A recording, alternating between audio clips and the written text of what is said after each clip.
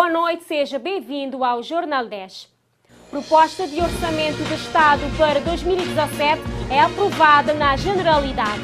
TACV avança para privatização.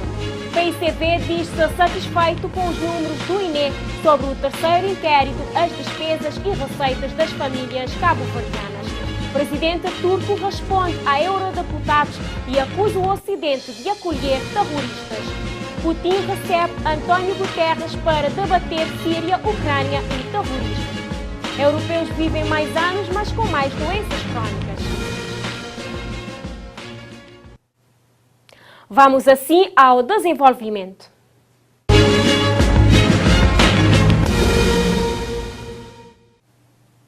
Renovamos os cumprimentos da boa noite. Recordo-lhe que este bloco de notícias pode ser consultado em www.tiver.cv.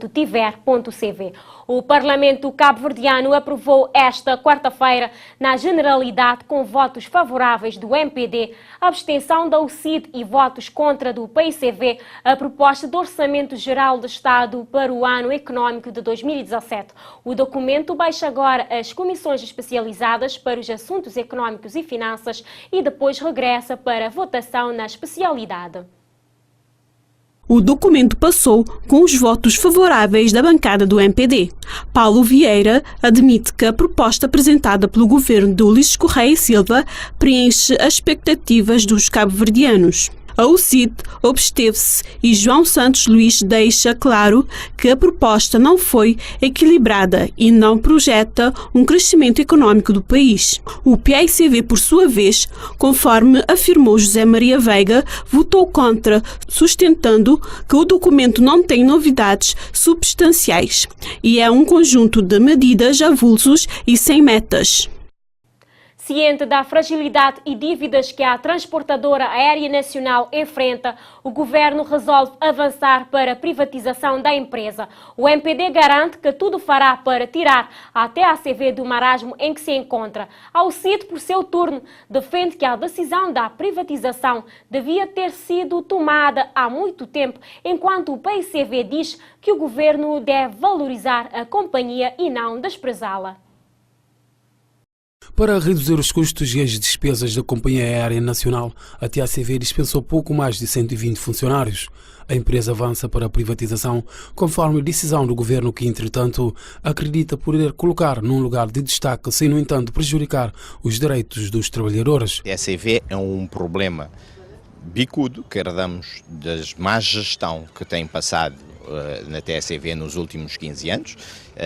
Vamos resolver, como disse o Primeiro-Ministro, o problema das TACV, mas o turismo, na sua maior parte, vem através dos vários voos. Já o CID entende que a privatização da TACV deveria ter sido consumada há muito tempo. Essas medidas que o Governo agora está a tomar deviam estar tomadas há muito tempo, porque não faz sentido, de facto, uma empresa como a TACV estar a ser financiada pelos nossos parceiros. Não faz sentido estar a meter, portanto, dos cofres dos contribuintes cerca de, portanto, 300 mil contos por mês numa empresa, portanto, do Estado, e então a melhor via, de facto, será a reestruturação da empresa e a privatização da empresa para potenciar ainda mais, portanto, a nossa companhia de bandeira. O PICV, por sua vez, avança que a TACV está em falência há mais de 25 anos e que, apesar da situação, nunca foi abandonada. Nuias Silva avança que o governo deveria valorizar este que considera ser um património nacional.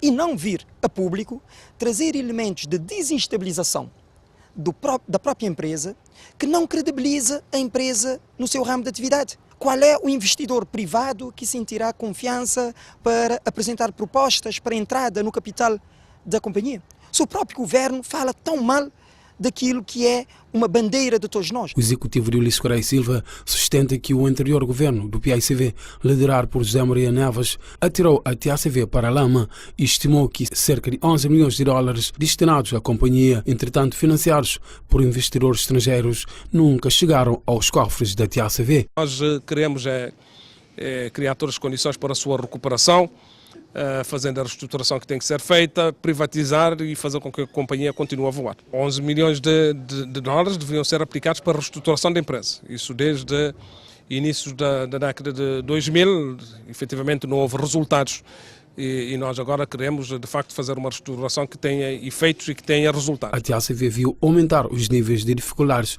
com a entrada de novas linhas nacionais de uma nova companhia.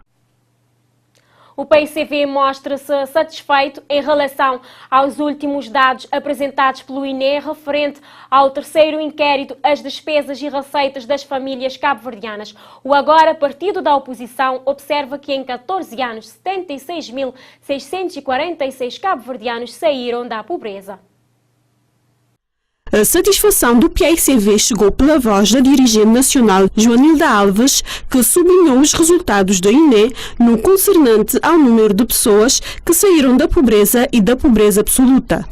Referentes ao terceiro inquérito às despesas e receitas das famílias cabo-verdianas, que apontam para a redução da pobreza relativa no país de 26,6% para 24,2%. Isso traduzido em números significa que 48.834 pessoas saíram da pobreza nos últimos anos. Mas registramos também que a pobreza absoluta reduziu de 46,4% em 2007 para 35% agora. Aquela dirigente faz uma comparação aos números de 2002 e 2016 e chegou à conclusão que, envolvidos 14 anos, 76.646 cabo-verdianos saíram da pobreza. Chegamos à conclusão que, em 14 anos 76.646 cabo-verdianos saíram da pobreza e melhoraram as suas condições de vida. Isto é um ganho incontestável e que fez com que o país tenha conseguido cumprir a maioria dos Objetivos de Desenvolvimento do Milénio. No que concerne à percepção da pobreza, não obstante 60% dos inquiridos considerar-se pobre, 95% considera-se feliz. Os dados, diz esta dirigente, chegaram em boa hora, pois, segundo Alves, os números marcam um ponto de referência para a atual governação do país. Esses dados são divulgados em boa hora porque está-se no momento do debate da proposta do Orçamento de Estado para 2017. Documento esse que deve prever os recursos financeiros necessários para os programas e os projetos que visam uma maior inclusão socioeconómica das famílias cabo-verdianas.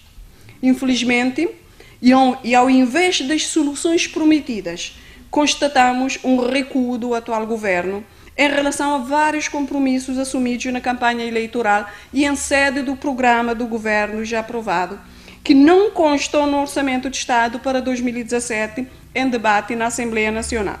Com a graduação de Cabo Verde e face aos compromissos assumidos junto das Nações Unidas, no sentido de assegurar um desenvolvimento sustentável no horizonte 2030, avança Joanilda Alves. Só existe um caminho: melhorar os resultados e reduzir a pobreza. O grupo musical que nos anos 80 iniciou a divulgação da cultura cabo-verdiana no Luxemburgo voltou para a Mãe Pátria com o objetivo de lançar o segundo CD intitulado Nos Meninos. Estamos a falar de Pilon, que já no sábado lança o seu segundo disco na cidade da Praia. O grupo está de volta ao país e desta feita traz Nos Meninos, um trabalho que está na linha primeiro álbum Tradição. Antônio Gomes ressaltou que este álbum foi um trabalho cansativo. Aquele álbum ali foi um trabalho intenso e duro, difícil de realizar, por isso que não encarei acima um vídeo. Para a divulgação deste segundo CD, o grupo recorreu às plataformas digitais. Tudo que as plataformas digitais de música, modo iTunes, Spotify, Shazam, tudo que elas têm no CD. Por sua vez, Ambrósio Gomes espera que este novo CD do Pilon venha a funcionar tal como o primeiro, que ainda hoje é um sucesso. O que nos espera é que esse CD funcione, cima o primeiro funciona, que até hoje está ainda querido no mercado. É tudo que nos espera, que nos povo adera, dá o valor que merece, né? Pilon nasceu no Luxemburgo, corria o ano de 1985, através da Associação Cabo-Verdiana do Grão-Ducado. Tudo começou a partir de um ensaio teatral. Onde que nós eram camadas de jovem, no bem, tudo à força. No bem começa para danças tradicionais, depois começa a fazer teatro. Na teatro quem descobriu não podia cantar. Para naquelas peças de teatro onde que não fazia, não tinha que cantar. Então lá no teatro que não podia cantar. Derivado a isso, perceberam que faltava um grupo para divulgar as músicas crioulas. Assim, cada um escolheu um instrumento e decidiram aprender a tocar. Confiantes, iniciaram-se os ensaios e montaram Pilon, que tem feito sucesso desde que começou. O show da apresentação de Nós Meninos está marcado para sábado na cidade da Praia. A cantora cabo-verdiana Fancha vai fazer o lançamento mundial do seu mais recente trabalho intitulado Nos Caminhada. São Vicente é o primeiro palco deste lançamento mundial no próximo mês de dezembro. A artista regressa ao seu país em dezembro para apresentar o quarto álbum de carreira intitulado Nos Caminhada. Este novo disco chega 6 anos depois de Amor, Mar e Música, lançado em 2010. Segundo a página oficial da cantora no Facebook, depois do lançamento em Cabo Verde, a artista irá apresentar o álbum na Europa e nos EUA. A artista, que reside nos Estados Unidos da América, vai fazer 2 apresentações do novo álbum em Cabo Verde. Uma na cidade de Mindelo, a 15 de dezembro, na Academia J. Monte, e outro show na cidade da Praia, no Auditório Nacional, no dia 17 de dezembro. Alcazares, na Espanha, será palco do Congresso da IAU 26 e do Campeonato do Mundo da Ultramaratona 100 km a 27 de novembro de 2016. Cabo Verde estará representado pela Seleção Nacional da Ultramaratona. Desde 2012 que um reduzido grupo de atletas cabo-verdianos vem treinando e competindo, orientados por uma equipa técnica da Federação Cabo-Verdiana de Atletismo para participar em competições do tipo. Em 2014, a Seleção Nacional Cabo Verde de Ultramaratona intensificou a sua participação nas competições internacionais. Os atletas cabo-verdianos da Ultramaratona já conquistaram medalhas e subiram ao pódio por várias vezes na Ilha da Boa Vista, cuja Ultramaratona tem caráter internacional e turística, assumindo vantagens económicas e desportivas incomensuráveis. Nesta participação, na que é considerada a maior ultramaratona ao nível mundial, a Federação Cabo-Verdiana de Atletismo terá 2 dos seus maiores treinadores. Temos agora as opiniões fortes e o nosso convidado de hoje é Vladimir Silves Ferreira. Vamos acompanhar. Opiniões fortes. O elenco semanal. Boa noite, caros telespectadores. Como tem sido hábito, todas as quartas-feiras, aqui na TIVER, no programa Opiniões Fortes. Esta semana ficou marcado por um ato simbólico que foi a atribuição do prémio Doutoramento Honoris Causa ao comandante Pedro Pires pela Universidade de Cabo Verde. Tratou-se, no meu ponto de vista, de um ato cheio de simbolismo, de reconhecimento daquilo que foi o percurso e a posição na história de Cabo Verde que o comandante Pedro Pires ocupou e que vem ocupando até a atualidade, enquanto um homem que está de uma forma indelével marcado a história recente do nosso país. Foi um ato, como diria, pertinente. Em boa hora, a Universidade de Cabo Verde teve essa iniciativa de agraciar com um título desta natureza o comandante Pedro Pires, que já tinha sido homenageado desta forma em 3 universidades estrangeiras. Foi a primeira vez que uma universidade cabo-verdiana teve esse gesto para com esta figura nacional, e algo que eu considerei relevante. Destaco aqui, no ato de impulsamento, de titulação do comandante Pedro Pires como doutor honoris causa, coube ao professor doutor Manuel Veiga o discurso de louvor e de defesa, se posso usar esse termo, de Pedro Pires. No seu discurso, o Dr.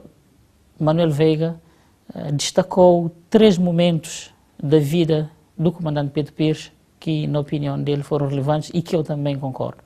Primeiro, o papel de Pedro Pires enquanto um dos destacados líderes do processo de luta à libertação, portanto, os motivos que levaram Pedro Pires a ingressar na luta de libertação nacional. Um segundo momento, que foi o papel de Pedro Pires no Cabo Verde independente, enquanto primeiro-ministro da Primeira República. Temos que ter em conta que foi um momento... Em 1975 o país era outro, os desafios eram enormes. Portanto, sob a liderança de Pedro Pires, Cabo Verde assumiu vários desafios, que foi tornar este país num país viável, tornar este país num país credível, algo que a partir de 1975 não era de todo garantido, que teríamos o percurso que tivemos até hoje, mas grande parte deste percurso encontramos de uma forma indubitável a marca desta figura que é o comandante Pedro Pires. Como segundo tema do dia, trago aqui uma questão que está em discussão, sobretudo nas redes sociais, que foi uma intervenção do ex-primeiro-ministro José Maria Neves, num evento público aqui na cidade da Praia, em que o mesmo defende um novo estatuto, novas condições para os ex-titulares de cargos políticos. Nomeadamente, ele, de uma forma muito concreta, defende que um ex-primeiro-ministro deve ter outras condições. Ele vai até o detalhe. Outras condições em termos de remuneração, em termos de apoio, segurança, habitação, viagens ao estrangeiro enquanto ex-primeiro-ministro, em ações oficiais enquanto ex-primeiro-ministro. Portanto, ele aponta um conjunto de aspectos que considera que o atual quadro não dá total dignidade a um ex-primeiro-ministro. Ora, para além de ter apontado essa questão relativamente aos ex-primeiros-ministros, ele se refere ainda a outras figuras associadas a esta função, que são os assessores dos ministros. Se relativamente à melhoria das condições dos ex-titulares de cargos políticos, parece-me, na minha opinião, que os cabo-verdianos são favoráveis a que os ex-políticos tenham condições de dignidade depois de exercerem o cargo. Parece-me que os cabo-verdianos concordam em relação a isso. A questão pode variar na forma como esse processo se dará. O que os cabo-verdianos não entendem é que terá que ser os políticos a definirem por si sós quais são as condições e os privilégios que devem ter no exercício do mandato e pós-exercício do mandato. Ali que parece-me que não há de todo consenso. Portanto, se levarmos essa questão ao pormenor e incluirmos no pacote de titulares de cargos políticos figuras como os diretores gerais, assessores e demais funções que estão conectadas às funções dos cargos políticos, teríamos um avolumar de indivíduos pós-exercício de função a depender dos recursos públicos. Olha, e alguém disse no Facebook que teriam os cabo-verdianos arcar com estas consequências, com a oneração desses custos, que seria algo insuportável para os cabo-verdianos. Ora, parece-me que todos nós temos interesse a que os nossos titulares de cargos políticos exerçam as suas funções com dignidade, mas, sobretudo, estes processos devem ser decididos. Qualquer alteração a este nível deve passar por um processo de diálogo muito profundo e um processo de diálogo que envolva todos os cabo-verdianos de uma forma direta. Como último ponto do dia, trago aqui uma questão também que tem estado muito em debate nos últimos tempos, que é a relação Presidência da República-Parlamento. Estranhamente, com as eleições de 20 de março e com uma nova configuração parlamentar, a relação entre o Presidente da República e o Presidente do Parlamento tem tido momentos de alguma inconsistência. O primeiro caso foi durante o processo eleitoral com vista às eleições presidenciais, em que a suspensão do mandato do Presidente Jorge Carlos Fonseca e a sua substituição interinamente, como manda a lei, pelo Presidente do Parlamento, gerou algumas contestações, não é? Sobretudo, se questionou a presença ou a participação, a hipotética participação do então Presidente interino em alguns atos que, na qualidade de Presidente da República, não ficaria muito bem estar presente. Houve essa contestação em alguns momentos. Atualmente, mais recentemente, ao longo desta semana, com uma viagem ao estrangeiro do Presidente da República, não sei se foi por lapso do Parlamento ou por lapso da Presidência da República, o Presidente do Parlamento, que automaticamente, nas ausências do Presidente da República, é automaticamente Presidente interino, manteve-se em funções no Parlamento, estando presente quando tudo indica que não devia estar no ato de aprovação do Orçamento do Estado. Ora, é uma questão que tem suscitado dúvidas e que carece de esclarecimento. Interessante é que durante o mandato anterior, apesar do Presidente da República e o Parlamento, o Presidente do Parlamento não serem na mesma cor política, mas que me lembre, o processo correu sempre muito bem. Portanto, é estranho não haver esse ajuste neste momento. Assim, parece-me, não quero julgar que as falhas estejam apenas do lado da presidência do Parlamento Nacional. Parece-me que aqui será preciso uma certa melhoria na comunicação entre a Presidência da República e o Parlamento, com vista que o exercício daquilo que constitucionalmente está definido em termos de distribuição de poderes e de processo de substituições na ausência dos vários dirigentes políticos nacionais, se dê num quadro cada vez mais claro e que não haja estes ruídos. Pronto, seja como for, são aprendizagens e esperamos que da próxima haja uma interpretação mais correta daquilo que são os deveres constitucionais e de cada membro de cada órgão. Portanto, concluímos mais uma edição do programa Opiniões Fortes. Estaremos de regresso dentro de uma semana e voto de boa noite a todos os telespectadores da TIVER. Opiniões Fortes.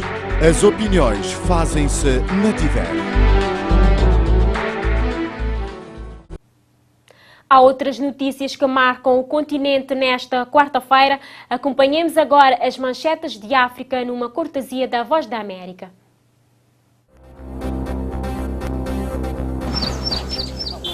Sudão do Sul. Nações Unidas advertem para a escalada da violência étnica. A renovação das lutas força milhares a fugir do Estado da Unidade. Libéria e Monróvia, o gigante da borracha americano Firestone despede centenas de trabalhadores que agora receiam pela sua sobrevivência. Nigéria, a Força Aérea diz ter atacado várias localidades do Boko Haram, no estado norte de Borno, matando vários insurretos. Zimbábue adia julgamento de 5 veteranos de guerra acusados de minarem a autoridade do presidente Robert Mugabe.